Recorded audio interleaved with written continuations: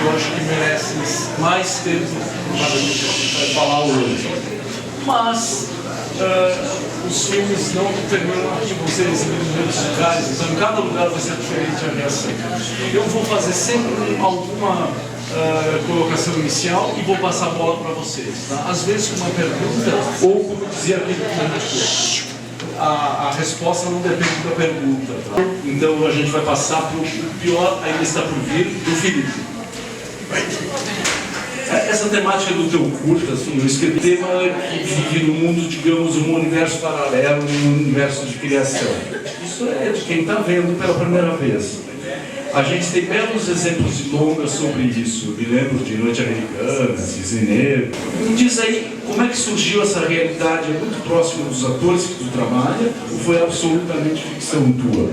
Boa noite, muito obrigado por terem assistido e terem ficado. Vem muito de observar o que nós, que trabalhamos com arte, né, passamos e tal, mas vem muito de conversas também, de conversar com os atores, de conversar com o pessoal da elenco, principalmente a Marta, que é protagonista, a gente troca bastante, né, sobre o que a gente espera, o que a gente consegue fazer, e eu acho que vem daí, assim, vem desse lugar, porque às vezes a gente, entre uma coisa e outra, né, fica meio que preso, né?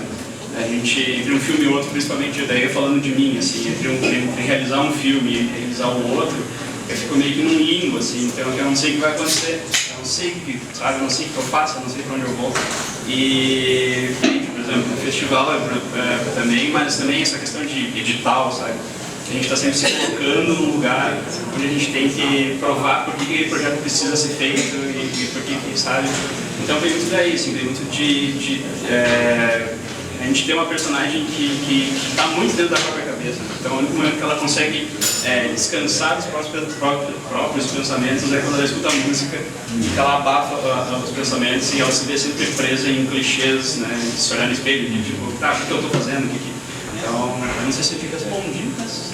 Tem que responder do teu jeito, da tua criação. A interpretação da Glaucia e do João, né, que fica muito evidente. Né?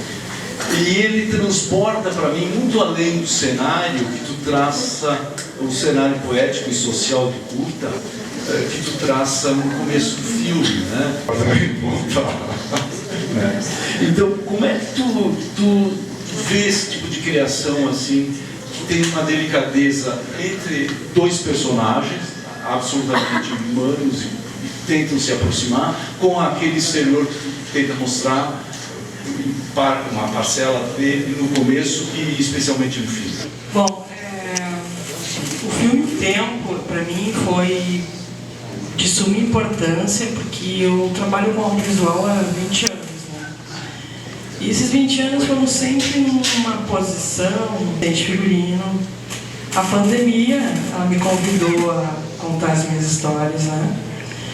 E essa delicadeza, essa forma de me colocar no filme, para mim foi muito evidente, porque eu entendi que a história, pelo menos eu sinto isso, posso estar falando uma bobagem, o roteiro, quem escreve, está sempre falando dele, né?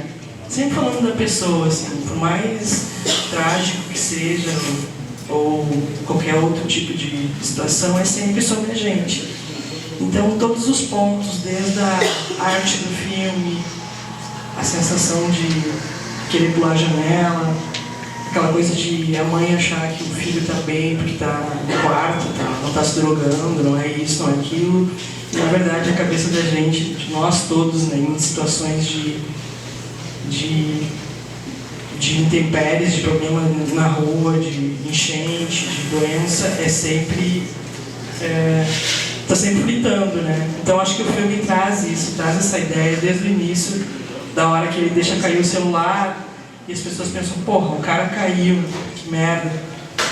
Até o final, né? Quando ele está na rua ali, e eu acho que o recado que eu quero deixar no filme é que o perigo de um homem negro estar na rua à noite é muito maior do que visto por quem tem o preconceito de ver um homem negro na rua, entende? Então a gente sempre pensa assim, cara, um cara estranho lá na esquina, eu vou atravessar. E às vezes o cara estranho da esquina está dizendo, puta merda, ele é uma pessoa estranha. Entende? Então são os dois lados que eu quero deixar bem claro assim, nesse filme. E eu acho que o sentimento maior dele é mostrar essa sensibilidade em todos os detalhes, desde a fotinho do Silmar Antunes, as frases do Oliveira Silveira, são as referências da gente, né? Então, para mim, isso foi muito importante. Por favor, obrigado. Bom, é um curta que tu homenageia explicitamente, né, o ensino de viver, né, e esse longa traduziu para uma linguagem atual o confronto na época entre juventude e etarismo. Né? E como é que tu tentou fazer essa homenagem, já que tu trouxe tanto na proposta estética, através de fotos, que foi uma decisão tua, como eu já ouvi tu falar na apresentação, e também na relação dos personagens para chegar próximo da homenagem que naquele filme também se faz da relação entre uma mulher mais velha e um garoto. Acho que eu vou começar falando como veio a ideia, assim, que eu comecei a fazer cinema esse ano, eu sou psicóloga, comecei a fazer cinema esse ano, e eu vi esse filme quando eu comecei a faculdade de psicologia, então o filme também estava no meu passado, assim, e eu vi ele com o meu amigo, que é o ator do filme, o Matheus Abreu, e ele falou que eu era muito a velha na vida dele, eu era muito espírito daquela velha, ele se identificou muito com o Haroldo. E ficou assim da gente querer fazer alguma coisa algum dia, porque a gente também faz teatro e tal. Então a gente tinha uma ideia de querer fazer alguma coisa sobre isso. E aí quando esse semestre passado, quando eu comecei a fazer cinema, eu pensei em fazer um ensaio fotográfico se baseando nesse filme e chamar ele pra isso. Obviamente isso não deu durante o calendário acadêmico, assim, e aí nas férias a gente fez esse ensaio fotográfico. E aí eu decupei todos os planos, pensando nos locais de Porto Alegre que me inspiravam. E eu basicamente busquei me reconectar com o que o filme me fez sentir, assim, quais sentimentos principais, assim, quais imagens principais. Eu não revi o filme antes de fazer, porque eu não queria ficar sendo muito minuciosa a respeito de repetir o que fosse importante. Então eu fui muito com base na própria memória, assim, do que era importante. E aí a gente fez ensaio e ficou super legal. E aí no processo de montagem veio a vontade de botar narração também, voz, para poder até ajudar no ritmo, assim, de alguma forma, assim. E aí o Henrique fez a trilha sonora, me ajudou na dublagem também, ele fez a voz do Haroldo. E aí assim a gente foi criando de que maneira a gente expressava aquilo que o filme também fez a gente sentir. E aí nisso a gente reviu o filme, se reconectou e refletiu. Né? Nesse curta ele tem uma fala que é do filme e o resto foi a gente criando em cima do que o filme fez a gente sentir.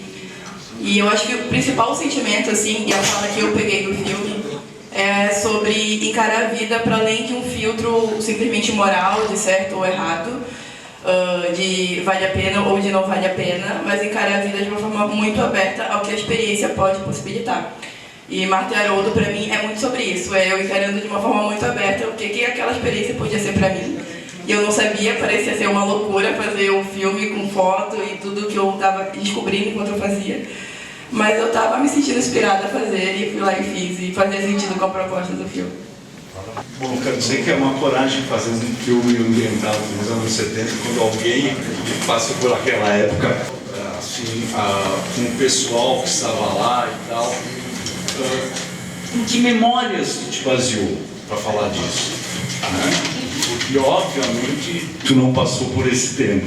Mas a gente nunca precisa contar histórias do tempo da gente. Isso eu também sei. O cinema é para isso, né? Para viajar, inclusive em tempos que nem existem. Então, mas como é situado numa época e com um assunto muito específico, eu queria que tu contasse que memórias tu te baseou, se da família, tua pesquisa. Obrigada por assistir. Eu costumo dizer que, na verdade, que eu só escrevo sobre o que eu sei, assim, porque é muito difícil para mim imaginar algo, um universo novo, tudo mais. Eu admiro muito que consegue, inclusive. Mas, e Dias de Camille é um fragmento de história, de uma história que eu ouvi desde que eu lembro, assim, sobre esse episódio que aconteceu com o meu tio, e era uma coisa que a gente comentava em casa, assim, muito raramente. quando aquilo aconteceu assim, e o que é aquilo, sabe? Aquilo pode ser muitas coisas. E sabe aquele negócio de tu cresce e aí tu descobre muito segredo de família, e tu fica, gente, eu tava aqui o tempo todo, tipo, como que... E é mais ou menos isso, assim, quando tu... Na real, aquilo ali era muito sério. Na real, ele fez parte de uma coisa muito séria, assim. E eu sempre quis fazer um cinema político porque eu queria defender o que eu acreditava, sem a censura da política que existe na minha cabeça, assim. Então, eu peguei essa história e eu pensei, eu preciso deixar ela mais trágica, porque pra minha família deu tudo certo, mas não foi pra todas, né? Não foi pra maioria. E então eu pedi a permissão dos meus pais, que me contavam toda a história, o que tinha pra saber, e desenvolvi ela um pouco mais delicada, assim, com pessoas que eu conhecia, assim, de certa forma, conseguia aplicar isso dentro da minha realidade, porque, inclusive, na primeira exibição do filme, a gente estava falando sobre como tem duas personagens opostas, né? Uma delas é a Clarissa, a protagonista, e uma que a gente nunca vê. E a Clarissa, ela não é tão envolvida, ela tá naquele processo ainda de se entender, se enxergar, né, no cenário, e enquanto a irmã dela tá lá vivendo a coisa. E eu acho que, por isso que eu digo, eu escrevo sobre o que eu sei, então eu me sentia um pouco Clarissa enquanto alheia a toda a situação, ainda assim acontecendo, né? E foi muito difícil, porque a gente tem aquela ideia inicial, foi meu primeiro roteiro profissional na cadeira de roteiro, e o professor falou, filma, e eu, claro, com que dinheiro, né? Mas rolou muito, assim, e foi muito difícil me aproximar, porque é uma memória muito distante, né? Então, assim, as referências que eu tinha, na primeira exibição o pessoal falou, pô, senti muita falta de gíria. E isso é realmente coisas de quem só quem viveu aquilo ali conseguia aplicar um bicho do nada, sabe? Pra convencer os atores a falarem bicho, muito difícil, gente. Então eles não entravam. Saquei. Umas coisas assim, saca? Mas eu conversei muito, eu tive meu dia do professor de história, eu nasci num contexto assim, bem... então eu tive minhas fontes, eu pude falar com o meu dia, falei com o meu tio, perguntei, olha, tá tudo bem? E então eu tentei criar esse cenário e a Clarissa o mais fiel possível. E eu espero que eu tenha chegado ali um pouquinho perto. O importante é o que tu queria passar. Eu acho que isso importa e a gente recebe isso sempre de alguma maneira. Isso é legal, bacana. Bom, o próximo é a Lenda da Bombacha. Tudo bem, Daniel? Olha, tu falaste que a escritura, aliás, está aí. Não, Gisela. Oi, Gisela, tudo bem? Eu até queria fazer uma pergunta. Ela existe? Tu conhece ela ou tu criou a lenda? Claro. Ele cede metade do tempo. Que bom. Gilberto e pessoal, foi um sonho. A Lenda da Bombacha foi um presente do meu inconsciente. Eu acordei em 2017 com essa história e anotei, na verdade, como um sonho. Eu sou psicóloga, também sou psicóloga de linha analítica, né, junguiana. E só que não tinha essa história da Guerra do Paraguai. Aparecia a história da trança dela na bombacha e essa história de amor dessa aldeia e tudo. E aí eu guardei esse sonho com carinho, mas só pude trabalhar nele mesmo na pandemia. Ilustradora, né, que foi uma paciente minha, e o Dani e a Beta, né, que foram meus colegas de mestrado em Letras, Cultura e Regionalidade, se encantaram com a história e o Dani dizia, isso vai virar uma animação.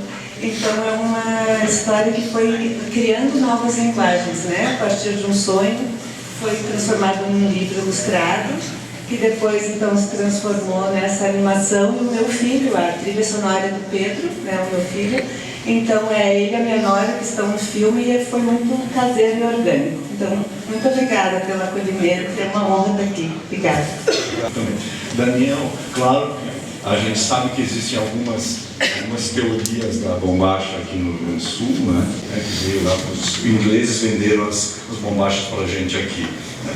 Bom, mas aí me conta como é que é transformar uma lenda, ainda mais conhecendo agora a origem, né? Que não existe, numa coisa palpável que é um curta-metragem, e com a tua versão em cima. Então, assim como a gente falou agora,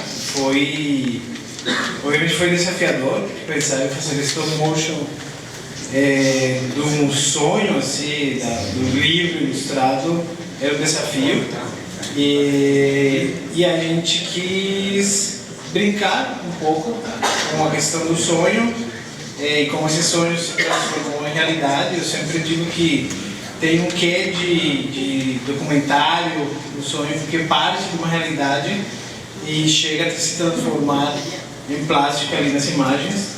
Tanto é que na cena, por exemplo, eles vão sonhar, volta para os personagens reais, né, que foram se transformando nisso. Então foi uma brincadeira entre a história e a transformação do espaço. Da mesma forma, os personagens, que é uma coisa que a gente fica muito buscando criar eles e construir eles de uma forma coesa e interessante, foram tirados das ilustrações do livro também, porque a gente queria manter essa ideia principal. E inclusive do texto da Gisela que fala, parecia um sonho, mas era mais do que um sonho, eram palavras, imagens, parecia que tinha movimento. Então, essa fala inicial foi que deu como a deixa para nós setar, a partir desse movimento, dessas imagens, pedra, praia, mar, a gente vai construir. E foi um trabalho assim, de uns 6 meses, em que, por exemplo, a gente fotografou até o fundo, onde são cenários reais, em fotografia, não em vídeo. Então foi um trabalho muito costurado, muito gostoso de fazer. E, enfim, a trilha que traz ele para a vida, né? A trilha ajudou bastante também. Obrigado. A informação do Alexandre é o seguinte: a gente tem 10 minutos, ou seja, mais 2 minutos para cada um. Então vamos lá, a próxima pergunta é para o Rodrigo, né, que é da Grande Torre. Eu vou pular a minha parte e deixar que tu conte esse emaranhado de símbolos e significados que... Falando um pouco sobre a Grande Torre, eu acho que é bom falar um pouco sobre motivação, acho que rapidamente. Ele surge, na verdade, numa vontade minha de trabalhar um filme de distópico no ambiente interiorano, próprias do ambiente urbano, vigilância, medo, essas coisas que são crescentes hoje em dia, nesse sentido, e tentar trazer isso para uma espécie de trilha dentro do ambiente do interior. Daí eu acabei... o filme surge, na verdade, daquela torre de olaria antiga abandonada ali naquele campo, que é uma locação que é entregue pronta assim para ti enquanto filme. Então, na verdade, a construção da mitologia daquele universo, eu penso de quais são os símbolos que vão compor ele, surgem a partir disso. Então, com o tempo fui descobrindo que, na verdade, o filme também era muito sobre o luto desse personagem, que é o Lauri, ali, o protagonista. Luto tanto, acho que fica um pouco mais subentendido, mas a questão da perda da esposa, ele tem um anel, tem alguns elementos que constroem isso, mas principalmente por ele acabar perdendo de alguma maneira a coisa que guiava os seus dias, né? Que é ali a questão do trabalho no campo, com a natureza não gerando mais frutos, ou gerando frutos podres, né? Que a gente acaba entendendo ali pela primeira cena dele na contação. Ele acaba perdendo o que guiava ele pelos dias, né? Então isso de alguma maneira também é um luto que acaba ressoando tanto nele quanto na comunidade, que é muito ligada nesse sentido. A cidade no interior, eu estou gravado ali em Dois Irmãos, é uma comunidade interiorana que ainda tem ligação, ele tem questão de dialeto também, que é trago do alemão ali, que é um Hansli, que é falado ali na região. Tem a questão de ser uma comunidade muito católica nesse sentido. Então tem uma busca dessa comunidade de respostas e possíveis saídas para esse universo que não gera mais frutos em cima da fé, mas ele como protagonista tem uma perda dessa fé crescente, uma perda crescente da fé dele em relação à religião regente ali do catolicismo, no caso dele, né? Mas a partir disso, de sonhos, aí tem uma construção desse onírico, dessas imagens que ele acaba recebendo, ele acaba criando essa relação dessas imagens com coisas do cotidiano dele. E numa própria ideia dessas etapas do luto ali, essa negação dele reforça dele buscar alguma saída mesmo que ilusória de uma composição de uma espécie de mensagem que seria de um ser superior a partir dessa conexão. Então ele acaba construindo essa ideia de oferenda ali que ele faz, colocando a faca na torre, e isso acaba gerando um fruto. E a partir daí de ter elaborado essa relação dele com a fé, o filme acaba indo para um outro lado, que é a relação de como ele vai lidar com o fruto em relação à comunidade, né? E acaba desembocando nesse que a gente acaba conhecendo uma parte mais interna dele ali, de acabar não compartilhando com o restante da comunidade que recebimentos do fruto, né, para que todos pudessem receber. Isso acaba terminando num fim um pouco mais trágico, ali, um final de carga negativo. Não, eu não sei. Não, então não tá. Vamos passar para o outro. Tinha outros significados aqui. O monólogo da verdade. Olha, filmes sobre um monólogo enorme, uma coisa verborrágica, tem muitos. É muito difícil de fazer, né? Já dissesse algumas coisas do Paulo. Então, o que nasceu primeiro? O verbo ou a imagem aí? O roteirista, que é o Werner, a gente criou todo um texto bem maluco e a princípio ia ser gravado tudo na Redenção. E eu vi que não ia ficar muito dinâmico isso, ia ficar muito difícil de o público se prender. Eu tenho TDAH também, eu fico, meu Deus. Não dá, quando eu já perdi o que aconteceu. A igreja falava de Deus, por que a gente não vai para uma igreja? Aí a gente foi para uma igreja abandonada, fomos para vários lugares, para a questão dos trilhos. E foi uma jornada de 5 diárias, assim, gravando em lugares diferentes. Mas foi incrível porque a gente conheceu muito lugar legal, assim, a gente comeu muito lugar bom, que a gente teve parceria, assim, comida caseira, colonial, maravilhoso. Coloca no próximo filme. Eu vou passar para dar tempo. A memória é sempre um lugar, como a gente falou aqui. Né? E em que memórias tu te baseou ali? Porque tem uma memória, assim, da terra, das pessoas que trabalham na terra, ou seja, foge um pouco do que a gente viu, que a maior parte é urbana. Né? Então eu queria que tu falasse sobre isso. Na verdade, esse filme ele é baseado numa história real, baseado num livro, que é baseado numa autobiografia, assim, tentivo, um pouco mais fantástico, mas o contexto é aquele, né, sobre alguém que achava que tinha visto um lobisomem e como isso impactou ali a infância e o contato com as pessoas ao redor e tudo mais. Né? Quem é o autor? O autor se chama Raul Costa, ele é de Cachoeira do Sul também, eu sou de Cachoeira do Sul, né, ele é um autor de lá. Foi feito através da Paulo Gustavo, né, a gente escreveu o projeto para ele porque ele tinha um sonho de fazer que um livro dele virasse um filme, né. Foi um processo muito interessante, foi a minha primeira adaptação também, né? Geralmente eu escrevo roteiros originais, né? Então foi um desafio para mim também, muito mais fácil do que adaptar. Não que seja fácil, né? Mas desculpa, me perdi um pouquinho da vida do campo.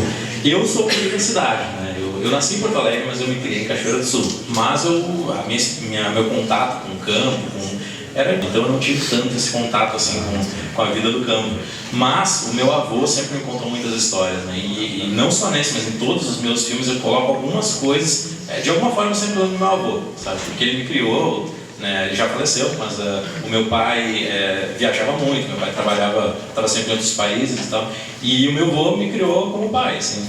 E ele sempre me contava muitas histórias e ele tinha uma raiz assim, bem legal assim, do campo e tal. E essas histórias dele sempre me fascinaram, e não só pelas histórias, mas a forma de contar, sabe? Talvez isso tenha me influenciado muito mais do que eu imaginava para querer também contar histórias, sabe? Né? Então eu sempre quis isso e eu sempre trouxe essa lembrança assim, do meu avô. Então, por mais que a história ali não tenha nenhuma relação com ele, né? Seja uma história que é de uma outra pessoa e tudo mais, como outros disseram aqui, né? O roteirista sempre bota muito de si ali, né? Mas os personagens se relacionam do jeito que tu está Exatamente, né? Mas a forma de contar é muito minha, assim, né? Muito particular, né? Muito de vivências e de histórias que eu ouvia, né? Do meu avô, de outras pessoas mais velhas, assim, sempre gostei de ouvir histórias e sempre gostei de contar também, né? Então eu acabei juntando as duas coisas. Agradecer a presença de todo mundo e uns aplausos para esses diretores.